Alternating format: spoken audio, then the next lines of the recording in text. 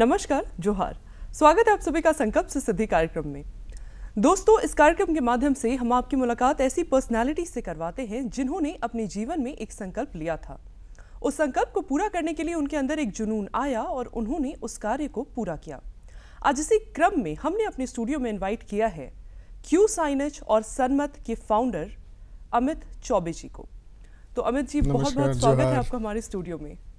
अमित जी, सबसे पहले तो आप हमें ये बताइए कि क्यू साइनेज और सनमत ये दोनों क्या है और इन दोनों का कंसेप्ट क्या है? एक एक करके बताता हूँ मैं। जी बिल्कुल। क्यू साइनेज एक ऐसा माध्यम हम लोगों ने इन्वेंट किया है जो इंटरेक्टिव प्लेटफॉर्म पे काम करता है और बोथ वे कम्युनिकेशन होता है उसमें। जो लार्जर एम है उसका ये है कि रूरल मार्केट्स को मेन स्ट्रीम किया जाए, बड़े मार्केट्स के साथ कनेक्ट किया जाए और रूरल प्रोडक्ट्स की भी मार्केटिंग बाहर के मार्केट में की जाए और बाहर के भी जो प्रोडक्ट्स हैं वो भी हमारे रूरल मार्केट्स में जाएं, क्योंकि इंडिया का जो रूरल मार्केट है वो करीब 20 बिलियन का है, $20 बिलियन का है। तो हमारा टारगेट है कि हम एक ऐसा माध्यम ये तैयार करें जिस माध्यम से हमारे यहाँ के जो छोटे किसान हैं, बड़े किसान हैं, वो अपने प्रोडक्ट को बाहर बेच पाएँ और बाहर के भी प्रोडक्ट्स जो जानकारी के अभाव में हमारे किसान यूज़ नहीं कर पाते हैं या हमारे स्टार्टअप या हमारे छोटे बिजनेस यूज़ नहीं कर पाते हैं, वो लोग उस टूल्स को यूज़ कर पाएँ। सनमत और क्यू साइनेज आपने कब और कैसे शुरू किया, इसके बारे में आप हमें थोड़ा सा बताइए। एकदम। सनमत हमने शुरू किया काफ़ी समय हो गया और सनमत एक ऐसा माध्यम है, एक प्लेटफॉर्म है हमारे लिए जो डिफरेंट गवर्नेंस गैप्स पे काम करता है। इसमें हमने कई सारे स्टार्टअप्स शुरू किए, करीब 6 से ज़्यादा स्टार्टअप्स हम लोगों ने शुरू किया और सारे अच्छे चल रहे हैं। तो सनमत का जो अभी का स्टार्टअप है जो झारखंड का है, वो एक गवर्नेंस गैप है कि हार्ड टू रीच एरिया में जहाँ पे लोग नहीं जा पाते हैं या जहाँ पे रहने वाले लोगों को उतर के मेन रोड तक आने में 2 घंटा, 1 घंटा, 3 घंटा लग जाता है, वैसे लोगों को एम्बुलेंस की फैसिलिटी देने के लिए है। तो ये ऐसा किया गया है कि जो भी प्राइवेटली रन एम्बुलेंसेज हैं वो एक प्लेटफॉर्म उनको मिल जाए जो जीपीएस टैग हों और उसके साथ साथ जो हॉस्पिटल्स हों वो भी टैग किया जा सके कि जिसको भी जो बीमारी है उसके लिए कौन से हॉस्पिटल हैं जो पास में हैं वहाँ पे उनको भेजा जाए। तो ये बोथ वे इनकम जनरेटिंग भी है लोगों के लिए और बहुत हेल्पफुल भी है, क्योंकि बहुत सारे लोग एम्बुलेंस लेके रखे हुए हैं। सपोज़ करिए कि दुमका सुदूर का बात करते हैं जहाँ पे माल पहाड़िया कम्युनिटी रहती है, तो गाड़ी है, एम्बुलेंस है प्राइवेट में, लेकिन उस कम्युनिटी के पास उनका कोई एक्सेस नहीं है, ना नंबर है, ना कॉल है, ना ही वो किसी को व्हाट्सएप करके पूछ सकते हैं। तो इसके लिए ये एक फैसिलिटी एम्बुलेंस की हम लोगों ने हमें लगा कि ये गैप भरना है, तो इस गैप को भरने के लिए हमें इस तरह के किसी आइडिया के साथ चलना होगा। 3 को फाउंडर्स आपके साथ ऑलरेडी हैं और एक और न्यू फाउंडर ऐड हुए हैं, तो ये कैसे हो पाया और कब आपको लगा कि आपको को फाउंडर्स की ज़रूरत है? देखिए, पहले तो कोई भी इनिशिएटिव एक आइडिया स्टेज पे आता है। तो क्यू साइनेज में क्या था कि मेरा जो बेस्ट पार्ट है वो है कि कम्युनिटी के साथ कनेक्ट है, सोशल सेक्टर में काम करते हैं और बहुत बड़ा नेटवर्क बना के रखा है हमने सोशल ऑर्गेनाइजेशंस का या फिर ग्रॉसरी स्टोर्स का या फार्मेसी स्टोर्स का। तो मेरा फोटे ये हो गया। अब मुझे चाहिए थे 2 और लोग, एक जो बहुत अच्छा मार्केटर हो, तो उसके लिए एक सिंगापुर के हमारे सिंगापुरियन पार्टनर हैं ब्रायन लॉन्ग, और तीसरा चाहिए था हमें ऐसा व्यक्ति जो टेक्नोलॉजी में बहुत एक्सपर्ट हो। तो उस दौरान मेरी मुलाकात हुई जो इसरो के साइंटिस्ट थे और सिंगापुर में ही पीएचडी करने गए हुए थे। तो फिर हम उनको बोर्ड पे लाएं। अब इंडियन मार्केट को समझने के लिए हमने चौथे को फाउंडर को ऐड किया जिनका काम एडवर्टीजमेंट सेक्शन में या कम्युनिटी आउटरीच में ज़्यादा है। इसके पीछे का आपका मेन ऑब्जेक्टिव क्या है, मतलब कब और कैसे इसका एक एम आपने तय किया?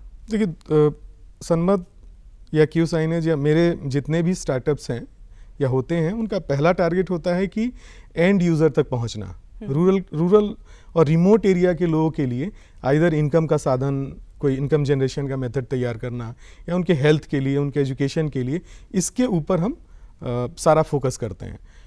तो क्यू साइनेज ऐसा एक माध्यम है कि जो वो इंटरेक्टिव टीवी अपने यहाँ लगाता है, हम उसे हर मंथ पे आउट करते हैं, 2000 रुपया पर मंथ पे आउट करते हैं। और उसके अलावा उसके टीवी के थ्रू जितने एडवर्टीजमेंट होते हैं या फिर जितने भी काम आते हैं, उसमें भी उनका एक सर्टेन परसेंटेज होता है। तो इससे क्या हो रहा है कि हर गांव में कम से कम एक साइट होता है हमारा, तो उस एक साइट को चलाने वाले जो लोग हैं, उनका हमने एक इनकम सपोर्ट कर दिया कि आप अपने गांव में ही रह के आप ये इनकम जनरेट कर सकते हैं। लोकल लेवल के इंसेंटिव्स को सेल करने का ख्याल या कंसेप्ट आपके दिमाग में कब और कैसे आया? देखिए, जब मैं सिंगापुर गया था अपने दूसरे मास्टर्स के लिए, मास्टर्स इन पब्लिक एडमिनिस्ट्रेशन के लिए नेशनल यूनिवर्सिटी ऑफ सिंगापुर गया था, तो वहाँ पे मैंने जो पहला चीज़ सिंगापुर में रियलाइज़ किया वो था कि इंसेंटिवाइज करिए। सिंगापुर में हर स्कीम, हर प्रोग्राम इंसेंटिवाइज हो जाती है। आप ये करेंगे तो आपको ये मिलेगा, मतलब जो आपको मिलना भी है वो भी इंसेंटिवाइज करके ही देते हैं। और हमारे यहाँ बहुत सारे पॉलिसीज़ या बहुत सारे स्कीम्स इम्प्लीमेंट नहीं हो पाते हैं क्योंकि हमने सैलरी के अलावा कोई इंसेंटिव नहीं रखा है। अगर सैलरी कम हो, इंसेंटिव ज़्यादा हो, तब भी लोग उसके ऊपर ना वो पर्सनल टच के साथ काम करते हैं। तो हमें लगा कि भाई इंसेंटिवाइज करना चाहिए, इंसेंटिव तो होना ही होना चाहिए हर काम में। तो एम्बुलेंस वाले कॉन्सेप्ट में भी हमने इंसेंटिव रखा है कि जितने लोगों का एम्बुलेंस रहेगा, जिसको बुकिंग होगी वो पैसे उसको डायरेक्ट मिलेंगे। एम्बुलेंसेस की आपने बात करी, तो एम्बुलेंसेस को और फैसिलिटेट करने के लिए, एम्बुलेंसेस की फैसिलिटी को और बढ़ाने के लिए आपने एम्बू लाइफ शुरू किया। एम्बू लाइफ क्या है, इसके बारे में थोड़ा बताइए, और इसका कंसेप्ट कब और कैसे आपके माइंड में आया? देखिए, यहाँ पे झारखंड में काम करते करते, उड़ीसा में काम करते करते ये चीज़ समझ में आती है कि 4-5 शहरों को छोड़ दें तो बाकी सब जगहों पे लाइफ बहुत कठिन है। ओके। और हम चाह के भी, इवन एम्बुलेंस चाहिए होता है तब भी हम रीच नहीं कर पाते हैं, और हमें 10 लोगों को फ़ोन करना पड़ता है, तो उसमें से कोई एक आदमी बताता है कि अच्छा उस आदमी के यहाँ एम्बुलेंस से बात करते हैं। जो हॉस्पिटल्स हैं, अगर उनके एम्बुलेंस को यूज़ करते हैं तो मजबूरी हो जाती है कि आपको उसी हॉस्पिटल में जाना है, और जो कम्युनिटी जिसको हम सर्व करने की बात कर रहे हैं झारखंड में, वो कम्युनिटी पे आउट नहीं कर सकती है, तो हम उनको चार्ज भी नहीं कर सकते हैं। तो हमारा कॉन्सेप्ट है कि आपके एम्बुलेंसेस हमारे प्लेटफॉर्म पे आएंगी। एक मोबाइल ऐप होगा जो जीपीएस टैग्ड होगा, जैसे ओला, उबर ये सब होता है। साथ साथ हमारे एम्बुलेंसेस पे विज्ञापन होंगे, फार्मेसी के, हॉस्पिटल्स के, इसी सेगमेंट के बहुत सारे विज्ञापन होंगे, या गवर्नमेंट के आईईसी के विज्ञापन होंगे। और ये सारे विज्ञापन से हमें रेवेन्यू आएगा, और ये रेवेन्यू से हम उन लोगों का जो पे आउट नहीं कर सकते, जो पैसे नहीं दे सकते हैं, उनके सारे खर्चे को उठाएंगे। बात करें अगर आपके रिसर्च एस्पेक्ट की, तो आपके स्टार्टअप के अंतर्गत आपने डेवलप्स में रिसर्च की एक टीम तैयार की है with the help of college on going students, जिसमें आपने कॉलेज के ऑन गोइंग स्टूडेंट्स को भी इंगेज करके रखा हुआ है। तो डेवलप्स का क्या कंसेप्ट है, इसके बारे में आप हमें बताइए, और इसके माध्यम से कैसे कॉलेज के ऑन गोइंग स्टूडेंट्स को मदद हो पा रही है? देखिए, मैंने खुद भी करीब 23 रिसर्च पेपर पब्लिश किए हैं, इंटरनेशनल जर्नल से लेके और इंडिया से बाहर। तो ये जो रिसर्च वाला पार्ट है ना, इसमें लगता है कि हमेशा 3 तरह के लोग चाहिए होते हैं। एक होता है जो रिपोर्ट लिखते हैं, दूसरे होते हैं जो एनालिसिस करते हैं डेटा का, और तीसरे होते हैं जो डेटा कलेक्ट करते हैं। तो सबसे इम्पॉर्टेंट मेरे हिसाब से कोई है तो वो डेटा कलेक्शन वाले लोग। डेटा कलेक्शन, तो डेटा कलेक्शन कौन करेगा, कौन किसको बहुत मज़ा आएगा, कौन इतना इंटरेस्ट के साथ जाएगा? तो ये हमारे लिए हमने टारगेट किया कि कॉलेज गोइंग स्टूडेंट्स जो हैं उनको हम फ़िल्टर आउट करते हैं, उनको हम अपने साथ लेके आते हैं, और उस पर्टिकुलर एरिया के लिए एक कॉलेज होता है जिसके बच्चे हमारे साथ होते हैं, जिनको हम ट्रेन करते हैं पहले कि डेटा कलेक्शन कैसे करना है, ऑनलाइन कैसे करना है, ऑफलाइन कैसे करना है, कैसे फोकस्ड ग्रुप डिस्कशन करना है। और जब वो तैयार हो जाते हैं तब हम उनको अपने डेटा कलेक्शन के टूल्स के रूप में यूज़ करते हैं। बहुत खूबसूरत। फास्ट डील सर्विसेज के माध्यम से आपके स्टार्टअप में आपने ये कंसेप्ट लाया है कि हाउस होल्ड सर्विसेज से रिलेटेड कुछ भी चाहिए तो आपको आपके घर पे डिलीवर हो जाता है। तो ये फास्ट डील सर्विसेज का क्या कंसेप्ट है, इसके बारे में हमें बताइए। ये हमने बहुत पहले शुरू किया था। कैसे माइंड में आपके आया, कब और कैसे माइंड में आया? करीब 8-9 साल पहले हमने शुरू किया था, और उसमें क्या हुआ था कि जब हम आए थे, मैं आया था इंग्लैंड से पढ़ाई करके पटना, तो मुझे बहुत दिक्कत हो रही थी। किस प्रकार की दिक्कत? जैसे आपको इलेक्ट्रिशियन चाहिए तो भी नहीं मिलता था, प्लम्बर चाहिए तो नहीं मिलता था। अब एक प्लम्बर के लिए पूरा 2 घंटा 3 घंटा मेरे को 5-6 कारपेंटर शॉप पे जाके या प्लाई वाले शॉप पे जाके बात करनी पड़ती थी। तब उन लोगों में से ना कोई भेजता था, फिर कोई 3 दिन बाद आता, कोई 4 दिन बाद आता, टैप लीक कर रहा है और आपका टैप बन नहीं पा रहा है। अब तो मुझे लगा कि कहीं ना कहीं प्लम्बर, कारपेंटर, इलेक्ट्रिशियन, इन सब चीज़ों को लेकर आप काफ़ी बहुत झेला हमने। फिर हमने पता किया तो मैक्सिमम लोगों का यही समस्या है। तो फिर हमें लगा कि क्यों नहीं, इतने तो अनएम्प्लॉयड लोग हैं हमारे पास, क्यों नहीं इनको स्किल किया जाए। और फिर हमने स्किलिंग का काम शुरू किया कि हम इनको स्किल करेंगे और फिर हम इनको इन्हीं के विसिनिटी में, इन्हीं के इनहेबिटेंट्स में इनको एंगेज कर देंगे। 1200 एंटरप्रेन्योरशिप आइडियाज़ के ऊपर जो स्टूडेंट्स इंटरेस्टेड थे उनको आपने ट्रेन करके एंटरप्रेन्योरशिप की ट्रेनिंग प्रोवाइड की, इसके बारे में आप हमें बताइए, और ऐसा आपने क्यों किया?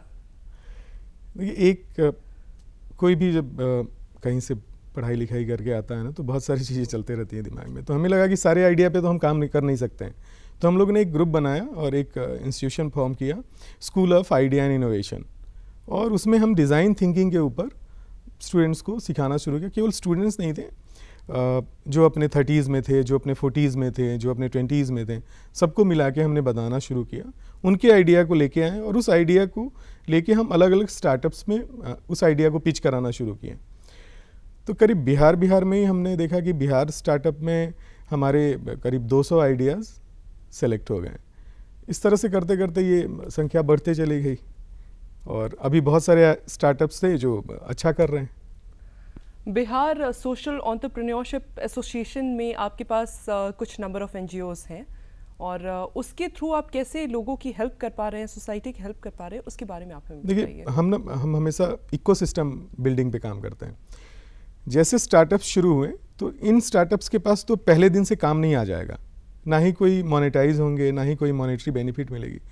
तो हमने क्या कि जो एक नेटवर्क तैयार किया Bihar social entrepreneur association Bihar में, और झारखंड में किया Jharkhand social entrepreneurs association.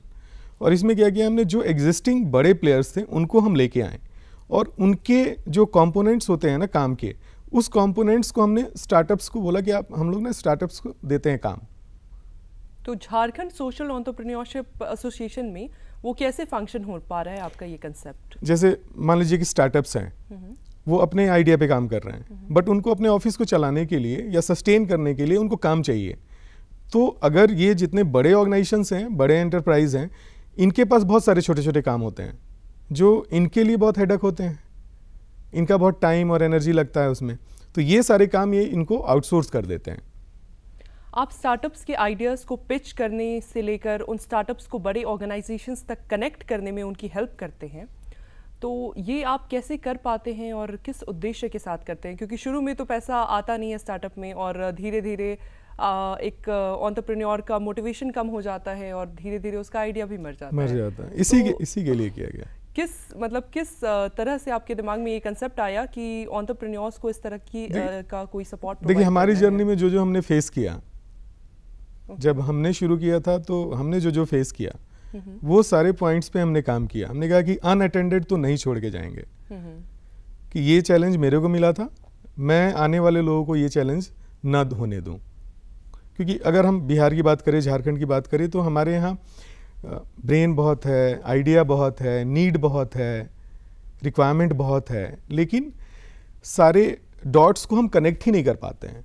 Government के पास स्कीम है, लेकिन स्कीम हमारे स्टार्टअप्स के पास नहीं पहुंच पाती है, या फिर लोगों का भरोसा उठा हुआ है कि भाई पता नहीं, हम जो प्रेजेंटेशन बना के लेके जाते हैं वो उनको अच्छा नहीं लगता है, वो जो चाहते हैं वो हम नहीं बता पाते हैं, और कहाँ जाएं, कितना टाइम बर्बाद करें। तो ये सारी जो थी ना, तो वहाँ पे हमें लगा कि एक ना नॉन गवर्नमेंटल प्लेटफॉर्म होना चाहिए जहाँ पे हम अपने जैसे या हमारे आने वाले जो स्टार्टअप्स हैं उनको हम सपोर्ट कर पाएँ। तो इसीलिए ये सब क्रिएट किया गया। तो आप उनके आइडियाज़ को पिच करने से लेकर उनको ऑर्गेनाइजेशन आइडिया सोचने, आइडिया क्रिएट करने से लेके और पिचिंग तक, और पिचिंग के बाद जब वो अपना ऑर्गेनाइजेशन शुरू कर देते हैं, अपनी कंपनी शुरू कर देते हैं, तो उनको क्या क्या चैलेंज आता है, उस चैलेंज के लिए भी हम उनको कनेक्ट करते रहते हैं ताकि मरे नहीं, ये इकोसिस्टम चलते रहे। और एक स्टार्टअप मैंने शुरू किया, कम से कम 1000-10,000 स्टार्टअप्स हमारे दोनों राज्यों से होने चाहिए। तो जैसा कि अभी हमने देखा, स्टार्टअप इकोसिस्टम को बढ़ाने में, डेवलप करने में आपका एक अहम योगदान हो रहा है। स्टार्टअप इकोसिस्टम्स को आप कैसे देख रहे हैं अभी, उसके बारे में आप हमें बताइए। मुझे लगता है कि बहुत सारे इकोसिस्टम, जैसे एक हमने क्रिएट किया, वैसे और भी इकोसिस्टम बनने चाहिए, क्योंकि जितने इंक्यूबेशन सेंटर्स हैं हमारे यहाँ, उनको भी इंक्यूबेट करने की ज़रूरत है, क्योंकि स्टार्टअप कॉन्सेप्ट ना हाफ हार्टेडली हम बिलीव करते हैं। जब कोई बच्चा या कोई लड़का, कोई लड़की कुछ शुरू करते हैं ना, तो हम पहले सोचते हैं कि अरे यार ऐसे ही फालतू आइडिया ना, एक पहला कॉन्सेप्ट टाइम बर्बाद कर रहा है ना, वो हमारे अंदर से ना, जो हम लोग की मेंटलिटी है, वो हमारे अंदर से उसके लिए रिस्पेक्ट आता ही नहीं है। और हम बहुत झेले हैं, मैंने भी झेला है, और मेरे को पता है कि सब लोग क्या सोचते हैं। तो इसके लिए बहुत सारे ऐसे छोटे छोटे हर डिस्ट्रिक्ट में कम से कम होना चाहिए। इंडियन ऑयल कॉरपोरेशन के लिए आप हॉस्पिटल्स मैनेज करते हैं अपने स्टार्टअप के थ्रू, ये आप कैसे कर पाते हैं और कब कंसेप्ट आया ऐसा कि ऐसा कुछ भी करना है? देखिए, सनमत का मैंने जैसे आपको बताया ना कि हम लोगों ने सनमत बनाया ही था गवर्नेंस गैप्स को ब्रीच करने के लिए, कि जो भी गवर्नमेंट के प्राइवेट जो भी गवर्नेंस से रिलेटेड प्रोग्राम्स हैं, जो भी इम्प्लीमेंटेशन है, वो इम्प्लीमेंटेशन क्यों नहीं हो पा रहा है अच्छे से, उसके ऊपर हम काम करते हैं। इसमें आपने ऐसा क्या गैप देखा कि जिसके लिए आपने ये कंसेप्ट लॉन्च किया? देखिए, इसमें क्या है कि हमारे यहाँ हॉस्पिटल्स हैं, प्राइमरी हेल्थ सेंटर्स हैं, पूरे इंडिया की बात कर रहा हूँ मैं। आप अगर विजिट करेंगी तो शायद ही 10 विजिट करेंगी तो शायद ही कोई पीएचसी आपको फंक्शनल मिलेगा। अब जितने लोग सुन रहे हों, जितने लोग, शायद ही कोई डिसएग्री करेगा कि हमारे यहाँ पीएचसी फंक्शनल नहीं है, हमारे यहाँ हॉस्पिटल्स भी उस तरह से नहीं आ पाते हैं सामने। गवर्नमेंट हॉस्पिटल्स की बात करें तो प्राइवेट हॉस्पिटल्स में भी डॉक्टर नहीं होते हैं, तो कहीं ना कहीं एक बड़ा गवर्नेंस गैप बना हुआ है। हॉस्पिटल तो खोल लिया हमने, बट डॉक्टर्स नहीं है हमारे पास काबिल एम्प्लॉई नहीं है, स्टाफ नहीं है। तो हमें लगा क्यों नहीं हम इसमें 2 गैप है। एक है कि आपको मैन पावर चाहिए, रिसोर्स चाहिए, और एक है आपको इम्प्लीमेंट करना है। तो हम ये रिसोर्स का जो सप्लाई है ना, इसको हम लेके आए स्किलिंग के माध्यम से। तो हमने डिफरेंट स्किल प्रोग्राम शुरू किए और वहाँ से हम स्किल गैप को भरना शुरू किए। तो इसी क्रम में हमने इंडियन ऑयल कॉरपोरेशन का मथुरा में किया शुरू, झारखंड में दुमका और जामतारा में हम 2 गवर्नमेंट हॉस्पिटल्स को चला रहे हैं। राइट टू एजुकेशन के तहत शेड्यूल्ड कास्ट और शेड्यूल्ड ट्राइब्स जो बच्चे होते हैं, हम देखते हैं कि उनका ये हक अधिकार होता है कि प्राइवेट स्कूल्स में उनको दाखिला मिल पाए, लेकिन जनरली प्राइवेट स्कूल्स उनको दाखिला देते नहीं हैं। तो हमने ये जाना है कि आपने अपने स्टार्टअप के माध्यम से ऐसे 22,000 बच्चों को स्लम्स से, मोहल्लों से ढूंढ कर और उनको डिपॉजिटरी उनके लिए क्रिएट कराया और उनको प्राइवेट स्कूल्स में दाखिला दिलाया, अच्छे स्कूल्स में, जिसमें उनकी fees, education fees, tuition fees, uniform, books, ये सब के खर्चे माफ़ हुए। तो ये आप कैसे कर पाए और क्या ऐसा ख्याल आया कि आपने इसको इनिशिएट किया? इसमें राइट टू एजुकेशन एक्ट जो है RTE, उसमें ना एक क्लॉज है 12(1)(c). इसमें कहता है कि जो भी इकोनॉमिकली वीकर सेक्शन के लोग हैं, उस फैमिलीज़ के बच्चों को प्राइवेट स्कूल्स में 25% सीट्स, इनटेक का 25% उनको फ्री मिलती है, without any expense, without any fee, without uniform. तो ये आई थी मेरे ख्याल से 2009 में आया था ये स्कीम। उसके बाद से ये अभी तक हम लोग इसको मतलब पार्शियली भी इम्प्लीमेंट नहीं कर पाए। अगर झारखंड की बात करें, बिहार की बात करें, 2 साल पहले मैं यहाँ का देख रहा था, दैनिक जागरण का एक आर्टिकल, तो यहाँ के जितने टॉप स्कूल्स हैं उन्होंने 0 एडमिशन करा है इस कैटेगरी में। तो अमित जी, हमें ये जी, अच्छा आप बताइए। तो हमने ये स्टूडेंट्स को हमने वॉलंटियर बनाया, फिर कॉलेज स्टूडेंट्स को, और उनके थ्रू हमने कैंपेन किया 100 डेज़ का, और उसमें हमने 22,000 बच्चे जमा किए। और ये 22,000 बच्चे जमा होने के बाद हम DM साहब से मिले और बोले कि प्राइवेट स्कूल्स को बुलाइए। तो उन्होंने प्राइवेट स्कूल्स को बुलाया, एक मीटिंग कराई, और फिर प्राइवेट स्कूल अग्री किए। उसके लिए हम लोगों ने एक ऐप बनाया और उस ऐप पे सारे बच्चों का डिटेल डाला, और डिटेल डाल के एक लॉटरी करा, जिस स्कूल में जितने सीट थी उस लॉटरी के हिसाब से उन बच्चों का उसमें एडमिशन हुआ।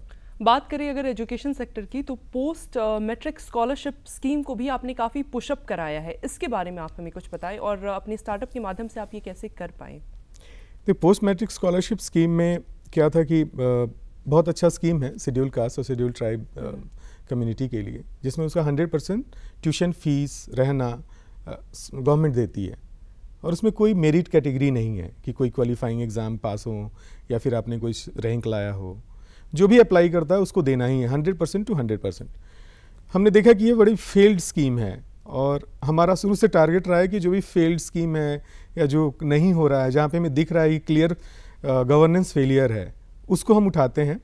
और इसको करने के लिए हमने पंचायत लेवल में हर एक पंचायत में एक हमने पंचायत मित्र बनाया और उन्होंने बच्चे मोबिलाइज़ किए। और आप गवर्नमेंट 20 साल से 2000 के डेटा पे थी और हम लोगों ने 2 साल में 29,500 डेटा हम लोगों ने बनाया और 29,500 बच्चे शेड्यूल कास्ट और शेड्यूल ट्राइब कम्युनिटी से बाहर निकल के और जाके पढ़ के आए। तो वो काफ़ी मोटिव क्या था इसके पीछे का? ये मोटिव था कि हम चाहते थे कि हम ना 1 लाख बच्चों को बाहर भेजें। अभी भी हम चाहते हैं कि हम 1 लाख के नंबर को अचीव करें और उनको बाहर निकाल कर एक जिसमें वो बंधे हुए हैं, हाँ, वो जो ये कास्ट वाला लाइन है ना, कास्ट ब्रेक हो, मेन स्ट्रीमिंग हो जाए, उनको ये ना लगे कि ये केवल कास्ट सिस्टम में ही जीवन चलता है। और जब वो लौट के आए तो वो अपनी कम्युनिटी को इन्फ्लुएंस करें। अमित जी, आपकी स्टार्टअप का यूनिकनेस क्या है, इसके बारे में आप हमें कुछ बताइए कि कैसे ये दूसरे स्टार्टअप से यूनिक एक आइडिया रिप्रेजेंट कर रहा है सोसाइटी में? देखिए, हम बहुत एक तो हम कम्युनिटी के ऊपर काम करते हैं और ये हमारे जो भी आइडियाज़ हैं ना, वो सारे के सारे लोगों के पेन को सॉल्व करते हैं। जो पेन है, हमारा पूरा टारगेट होता है कि जो पेन पॉइंट्स है ना, उसको हम लोग दूर करें। तो आप एम्बुलाइफ में भी वही देखेंगी, आप सन्मत में भी वही देखेंगी, आप क्यू साइनेज में भी वही देखेंगी, आप FDS में भी वही देखेंगी। तो ये पेन पॉइंट को दूर करना है, उसके ऊपर काम करना है जो लोगों को चाहिए। पैसा कमाना, इनकम बहुत बड़ा कर लेना, उसके लिए एक स्टार्टअप और एक ऑर्गेनाइजेशन काफ़ी है, मतलब 5 की ज़रूरत नहीं है। अमित जी, आपके स्टार्टअप का रेवेन्यू शेयरिंग मॉड्यूल क्या रहता है? रेवेन्यू जनरेशन मॉड्यूल और revenue sharing module with your employees and with your business clients. देखिए, हम बनाते हैं माइक्रो पार्टनर्स। हम माइक्रो पार्टनर्स बनाते हैं। क्यू साइनेज के लिए भी हम माइक्रो पार्टनर्स बनाते हैं ग्रोसरी स्टोर्स को जो गांव में हैं, और एम्बुलाइफ के लिए माइक्रो पार्टनर्स बनाते हैं जो एम्बुलेंस, ई रिक्शा, बाइक कुछ भी है उनके पास। तो जो भी होता है, जो पेरेंट बॉडी है वो 10% अपने पास रखती है, बाकी 90% वो उनको देती है। और ये 10% होती है जो हमारी सैलरी, हमारी जो मैनेजिंग टीम है, उस टीम की सैलरी वगैरह उससे मीट होता है। फिलहाल में आपके साथ डायरेक्टली या इनडायरेक्टली कितने लोग जुड़े हुए हैं जिनको आपने रोजगार दिया हुआ है? डायरेक्टली अगर कहेंगी तो हम लोगों ने करीब सन्मत में 452 लोग हैं और क्यू साइनेज में करीब 2000 लोग हैं। ओके। सरकार की बहुत सारी इंसेंटिव्स हैं, पॉलिसीज़ हैं, स्कीम्स हैं, तो क्या इनमें से किसी भी स्कीम या पॉलिसी का लाभ अभी तक आपको मिल पाया है? नहीं, हम लोग तो उस पर काम ही करते हैं। अगर लाभ नहीं मिलता है तो हम लोग चैनल क्रिएट करते हैं कि फिर से लोगों को, सबको मिले। हम लोगों को मिला है बेनिफिट। कहाँ से मिला है ये हम जानना चाहेंगे।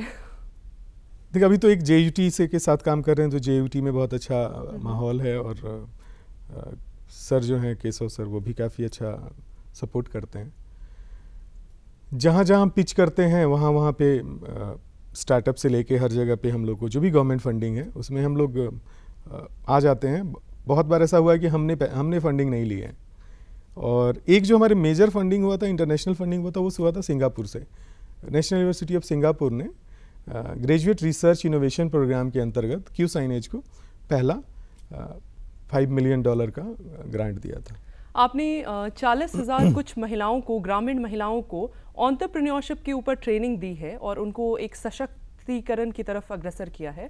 तो एंटरप्रेन्योरशिप में आप अपने लिए पुरुषों से भी मदद ले सकते थे, वो बेहतर काम कर पाते, तो फिर आपने महिलाओं को ही एंटरप्रेन्योर्स क्यों बनाया, और वो भी गाँव की महिलाओं को? इसके बारे में हमें बताइए। देखिए, महिलाएं क्या है कि मल्टीटास्किंग करती हैं, एक साथ बहुत सारा काम करती हैं और सारे काम को लेके बहुत सेंसिटिव होती हैं।